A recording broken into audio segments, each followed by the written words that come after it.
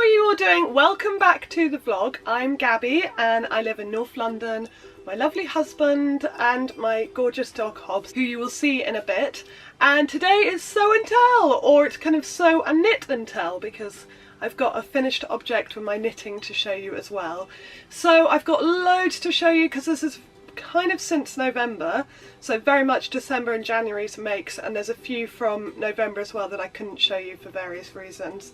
So I will begin! I'll twirl into the outfit that I'm wearing right now just to confuse everyone. So this is the African wax print fabric that Megan gave me, and I said I was going to make it into a tie-waisted skirt by Simple Sew, and that's exactly what I did. I love it! It's so bright. I mean, I'm wearing it with blacks because I kind of don't know what else to wear it with, because it's just the brightest thing ever, but I really love it. I mean, I love yellow. It's my whole kind of brand colour. I just love yellow. So wearing a beautiful skirt of yellow is just amazing. And I've made this pattern a few times, so... Oh, I did make a change actually this time. So I've had a few problems with broken zips, which a few of us have actually. Speaking to a few sewists, we've all had a few broken zips in our past. And I was getting really annoyed with especially skirts. The zips were breaking, and I use good zips. I use YKK metal zips, so they're really high quality. So I don't know why, but maybe it's just when I eat too much food I can no longer get the zip up. And I've had a few moments in bathrooms where I'm like, Stephen, Stephen, I can't do my clothes up. So yes, because of that I realised that the main problem is actually on the waistband. So when the zip goes all the way through the waist, oops. When the zip goes all the way through the waistband, this is where the main problems were. So I've started making clothes that have the zip up to the waistband and then some other kind of fastening on the waistband, like buttons or hook and eyes and things like that. So for this, because I've got this lovely tie waist, I just made the waistband the tie waist. So there's no other fastening here, it's literally just the ties are the way to tie it up, and you can do it like this at the front, or you could do a big bow at the back. And you can see my zip here, and I did a normal zip as well. I didn't use an invisible zip because I think I've just been a bit scared of invisible zips. So yeah, not much to say about it. It's maybe a tiny bit tight, but I do think that I have changed shape recently, and I've signed myself up to a swing dance lesson next week, and I am going to get more fit. So I'm not too worried about the sizing of things at the moment, because I'm going to get into them eventually, I promise you. And it's a good goal. It's kind of like a wedding dress. If you make it a size smaller, then you've got to get to that size. So I've maybe done that with a few clothes recently, but it's not, you know, it's not terribly tight. It's just sometimes I might have to instead of bend down, just kind of, you know, do that. But it's beautiful, isn't it wonderful? Thank you very much, Megan, for this. Yay! Okay, so that's the first one. I have got another tie-waisted skirt to show you from the same pattern a bit later on, but let's do something completely different for my second look. Woo! The Nina dress from Seamwork. This is the first of my Make 9 for 2017, and it was the first thing I sewed up this year. So I'm just going to start making my Make 9s. And I'd already cut the fabric out though, cheating, probably in December, yeah, so actually probably even earlier, because I was doing Vlogmas all of December, so everything I did in December I was filming at some point, so November, I guess. Anyway, yeah, so I made this in this fabric that I got. This was actually from FreeCycle, which is a free system that I've probably already talked about, all over the country and maybe all over the world, where people just give away stuff when they don't want it. And a lady put a post up saying, does anyone want bags of fabric? And I was luckily the first, and she lived around the corner, and I've already talked about all of this. This is all just regurgitation. But long story short, this was one of the pieces of fabric, and I made it up, and it was kind of blue and white, and it just didn't suit me at all. I walked next door to show Stephen, and he was like, not your best make. And I was like, it's the colour though, isn't it? It was washing me out, it didn't look good. So I threw it straight in the wash when I finished with black cloves dye, and it's come out like this. I'll show you actually. So it's kind of grey and black now, which is much better on me. It's much more flattering. But yeah, I mean, it's not my favourite make. I don't know, it's not a very flattering shape on me. I have worn it a couple of times and I've got some nice comments, but I don't know, it doesn't make me feel great about myself. But it was really easy and quick, so at least if you're going to make something that you're not hugely happy about, at least it was only half a day out of your life. So so I still will get some wear out of it. It just might become a dog walking dress. But you gotta have dog walking dresses, so it's all good. Yeah, so you know, it's not a failure, it's just not something I'm hugely in love with. So let's go to something that I am. My Velvet Clio! I love this dress. I cannot begin to explain what a crush I have on the Clio sewing pattern. I know everyone's making it at the moment, and oh, it's just so rightly so. It's a brilliant, brilliant pattern. It's a really easy pinafore. It takes no time to sew up, and it looks amazing in lots of different fabrics. And what I love about this is the most sumptuous, expensive velvet, and it looks really good dressed up, and it also just works as like a, you know, just an everyday dress as well. So it's just an awesome pattern, and I love this version. I'm going to show you it up close because it's very special.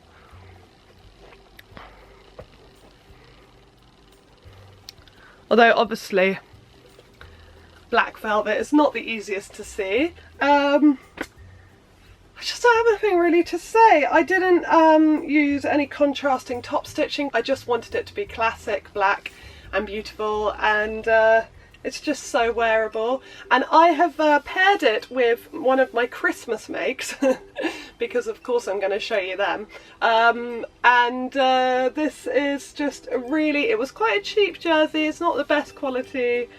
Someone asked me what it is actually, and I really have no idea, but it's kind of like spandex polyester cotton or something.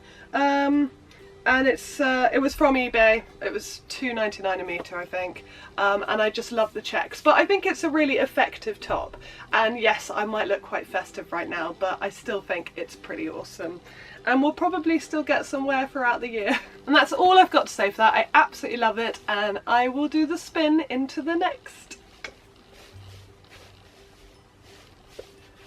The leopard skin netty! Yes, again, I'm completely in love with this. I've wanted to make a netty dress for years now because I made one of the leotards quite a while ago, and I've been saying for about, since I started this vlog on nearly all of my fabric hauls, I might make this into a netty dress, but I didn't actually manage it until yesterday.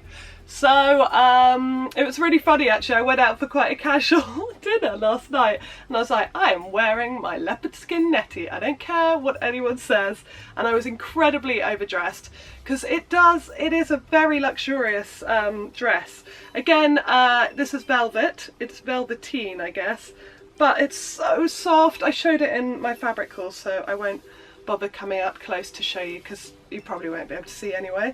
I paired it with this belt, which was another car boot. Oh yes, okay, so I got this from a car boot sale the end of last year, and it was, I think it was maybe £4 for 2 meters. It was amazing. And then a later car boot sale, you know I'm addicted. I got this for 50p. So I think they go really well together. I love this outfit. And I'm sure some people will watch this going, oh, I just don't know about leopard skin, and it definitely has certain connotations with it. But I think, especially with this back and this high neck, it looks really classy. Well, I hope it does. But I really love it, and I will definitely get a lot of wear out of this because it's a real kind of fun dress, and I don't have many of those in my wardrobe that I feel like I could throw on and just feel really smart and I guess sexy. I mean, you know, we might as well throw that word into the mix. But yeah, I definitely do. It kind of hugs my figure in a nice way, doesn't show off my little belly, it kind of hides it. And because the fabric is so busy, it just kind of, you know, hides a manner of sin. So I will let you see the back.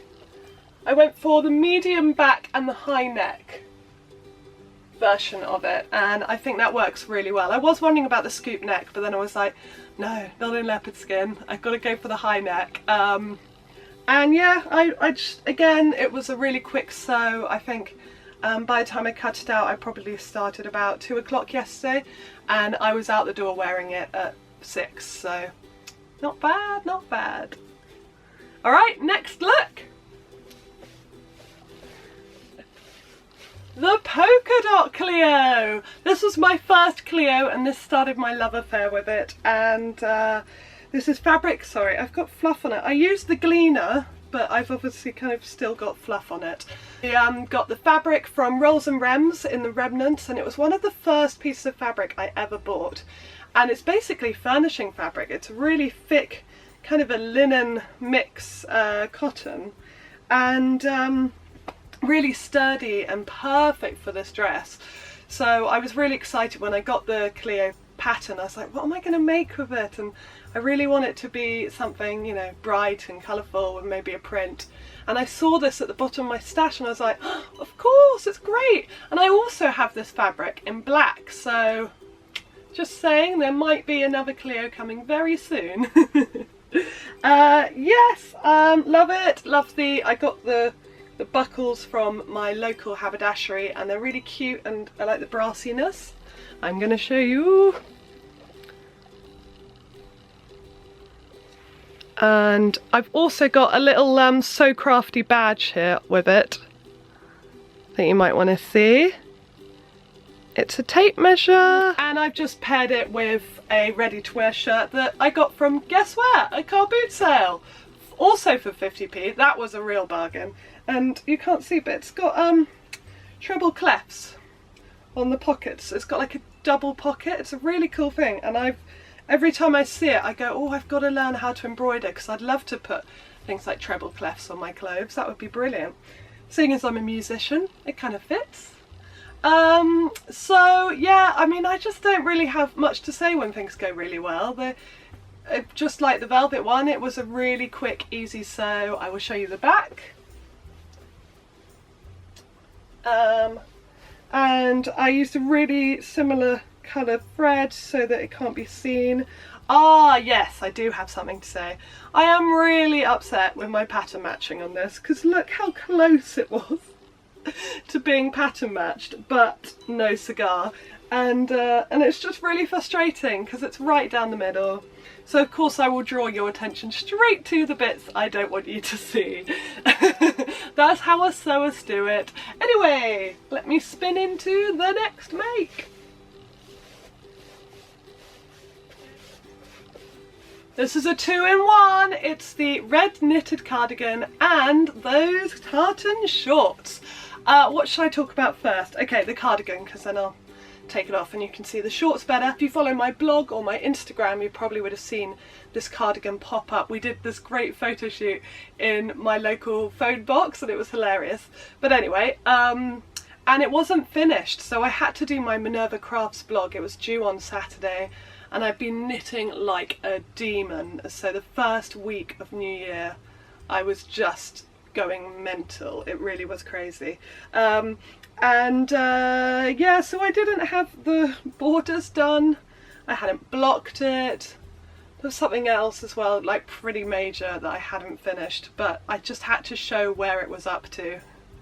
But I have finished it now, and I'm going to come up and see you because I think you need to see it in its glory. Oh yeah, so I've got 4 buttons, but until I find the last one, my husband came up with this genius plan of just putting a little ribbon and making that a button. But it's not working that well, I'm just gonna say that. I don't know how to work it.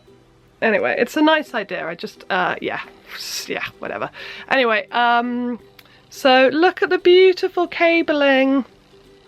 It's just gorgeous. It goes all down the arms. It's a very, very special cardigan. The back. And it is King Cole, can't remember the number, we'll write it below. And I made it in Minerva Crafts King Cole cotton wool, or cotton yarn I should say, because that's confusing. And in cherry, in the colourway cherry. And it did take a long time and it did take a lot out of me, and I have to say at the end I was like, I don't want to do this cardigan anymore. But I am extremely happy with it. I did also do some cheats on this because of the whole running out of time and maybe falling out of love with it a bit. I sewed it up on my sewing machine. I started by doing the whole hand sewing mattress stitch with the wool, and one arm took an hour and I was like, no, I'm not doing this. So in my frustration I was like, I'm gonna just Google it and see whether it's possible to sew up on a sewing machine, and apparently it is, so I did, and it is actually really amazing. And it came out so much better than I would have done it, and of course I used red thread so nothing shows through, and I just think it's actually a lot more accurate. And then I put it on and it was all sorts of weird shapes. So I've had to trim loads off, and I used the overlocker to make sure that it was a nice clean cut and finished off properly. So you wouldn't know, if I didn't tell you all my secrets, you wouldn't know that I'd sewn it up with the sewing machine. But I'm just an open person. For some stupid reason, I tell you all the things. But my belt's just falling off, so I will sort that out and take my cardigan off because it's actually extremely hot, and show you my shorts. So the second of my Make 9 projects is done, and I talked about these in my fabric haul. These are my tartan shorts. So there was a pair of shorts by Vivienne Westwood that I saw and I was like, I need to learn how to make something like that, and I need to have those shorts. And so many of you really kindly sent me the Burda pattern, the paper bag shorts, so I got this fabric out and I started cutting out the Burda paper bag shorts. And I think I said at the time that Burda instructions kind of sent me a bit crazy, and I definitely have not changed my mind. In fact, they've really sent me crazy. So I cut them out, that was all fine obviously, and started the construction. So I added the pockets, and I do love the pockets. There's no pockets on the Vivienne Westwood shorts, I'm hasting to add.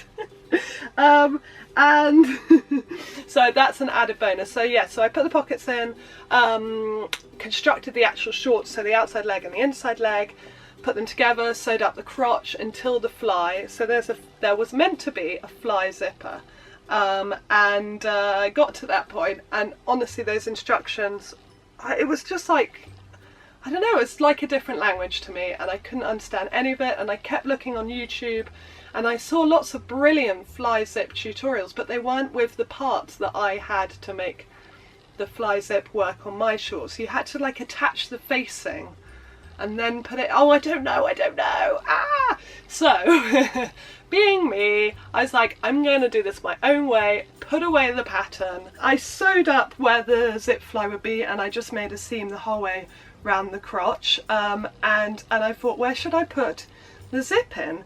And it was at this point that I tried on my shorts for the first time, and they were like here. And I know that the Burda pattern, you put the pleat, which is just here, and the dots in the back at the very end, so when the facing is all attached. So I put them in thinking that would help. Still absolutely huge. So then I got out the picture of the Vivienne Westwood shorts, and I just, in front of a mirror and a lot of pins, pieced together box pleats here, another pleat in the back, and then I inserted a back just normal zip in the seam, in the back seam, and I'm really happy with them. I'm wearing them with a belt, but I don't have to, and I will show you without, because I don't want you to think that I'm holding them up, because actually with the Burda shorts I found out that you have to hold them up with a belt. And I added these cool little belt loops. Oh no, my belt's going to take a long time to get out. Okay, I'll just show you the front. So it is really cute. I really like the design with the pleats. I think it's really flattering. I'm loving the pockets. I've got a zip at the back. I don't know if you can see it, hopefully not. Pattern matching, not so good. I did try, but I failed miserably. And I kind of at that point, because I was having such a nightmare with the birder pattern, so I'm just going to do my belt up. That's a weird thing to have in my vlog. Right, belt done. Yeah, because I was having such a nightmare with the pattern at that time, I was past the point of caring about pattern matching. I'm sorry. You must think that I have very little patience, which is slightly true, but I do it still in a very jolly way. I'm not like angry at it, I'm just like, no, why? And I make it work, so at least I do that. And I turned up the bottoms. They were really, really long. The birder ones were super long, so I cut off the hems a lot and then did a little turn up, which I think is a cute little thing. So there are my shorts, and I think there's only one more thing to show you and then we'll get Hobbes and that will be it. The last look, the tie, oh, I nearly fell over. The Simple Sew tie-waisted skirt number 2. So this is in the Sew Over It fabric that I got from that amazing fabric shopping trip with Helen Stitch My Style. And oh, this fabric is so beautiful.